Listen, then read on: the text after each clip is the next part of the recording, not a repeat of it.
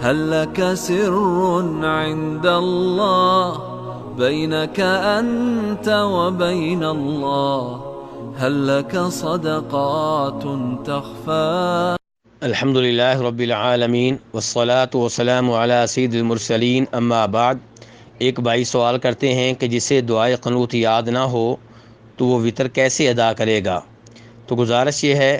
کہ ہر مسلمان کو چاہیے کہ وہ دعائے قنوت یاد کرے جو نبی علیہ الصلاۃ والسلام سے ثابت ہے۔ چنانچہ امام ابو داؤد وغیرہ روایت کرتے ہیں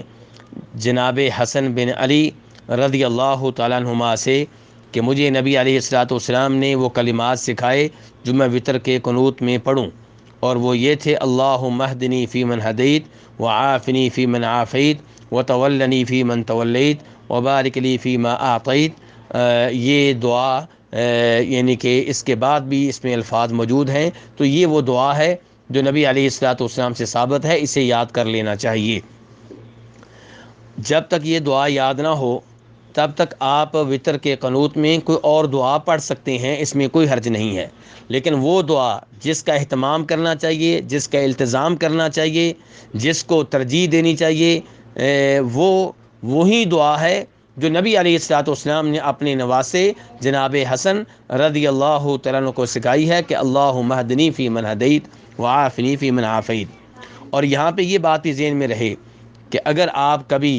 دعائے قنوت نہیں پڑھتے تو اس دعا کے بغیر بھی آپ کا وطر درست ہوگا، اس میں کوئی حرج نہیں ہے، کیونکہ صحیح بات یہ ہے کہ دعائے قنوت کا پڑھنا یہ فرض یا واجب نہیں ہے، بلکہ یہ سنت ہے، افضل ہے، بہتر ہے۔ کبھی رہ جائے تو دعائے قنوت کے بغیر وطر درست ہوگا، واللہ تعالی اعلم۔ اللہ اللہ